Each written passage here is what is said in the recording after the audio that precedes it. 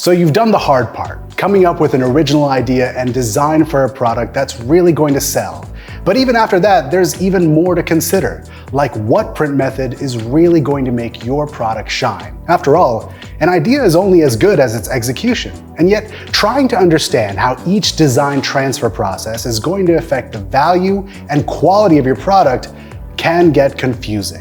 I'm Talish from Printify. Using print on demand to grow your e-commerce business is full of tough decisions, and one of them is striking a balance between product quality for your customer and making a profit for yourself.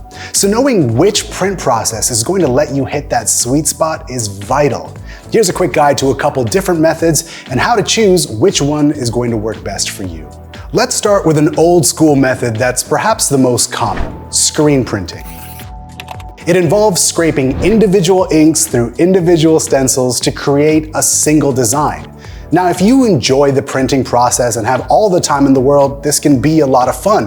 The ink results in richer colors for your design, and it's cheaper if you're making a larger order. But you need time to set everything up, time to make custom stencils, time to redo everything if you have to make a minor adjustment, time to, you know what, I'm gonna save you the rest, because we all know time is money, and like any business, we all want to make more than we spend. Another more modern print-on-demand option you'll see is direct-to-garment printing. It's when a design is printed right onto a piece of clothing using water-based ink. The image first gets layered on using a specialized printer, then heat-treated to bind it into the fabric. With this method, the color and detail on your product tend to be truer to your original design. But a major limitation is the amount of surface area that your image can be printed on. If you're working with just the front or the back of a piece of clothing, you're fine. Those are the areas that can easily lie flat under a printer, but your design won't be able to reach the seams or around the edges of your garment. And if having your design reach all over your clothing is important to you, you might want to consider this next method. As you might have guessed, sublimation printing lets you put your design everywhere. That's why you might hear it also referred to as all-over printing. Here, the image first gets printed onto a special transfer paper with a dye-based ink. The treatment process heats the dye into a gas, which is able to absorb right into the fabric. But unlike the direct-to-garment method, it gives you way more options to print on: keychains, water bottles, blankets, yoga mats. You'd be surprised how many more products become available to you with this method. However, that ends up making this option costlier per item.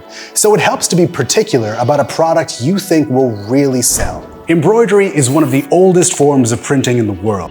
It gives your product a classic look with a distinguished feel. To create an image, the format of your design first has to be usable by a special sewing machine. That machine translates the design to available thread colors and stitches it into place. Sounds simple enough. You get a design that is textured, durable, and more permanent than any other method. However, as you might imagine, there are a few limitations with this process. Unlike other print options, these machines can only work within a very small area on clothing. Additionally, the fabric that you're working with has to be a lot thicker. This ensures it can handle the machine stitching into it without getting damaged in the process. It's why this method is commonly done on items like hats or jackets. But for simple designs and logos, custom embroidery looks expensive and feels professional. The easiest and fastest of all the print options, however, is digital printing. Think of a more complicated office printer that works best with paper products like posters. All you need is a computer and something to print on. This means that the turnaround time for a product is a lot faster compared to screen printing. Each printing option offers a different advantage for what you want to achieve with your design. The way to choose is by deciding on 3 different elements: what your customer wants, the space your design needs, and how you can sell a great product while still making the kind of profit you want. With that, you're off to a pretty good start to getting your idea out into the world. If there's another consideration you'd like us to cover in our next video, leave a comment below. And as usual, hit that like and subscribe button for more tips about using print on demand.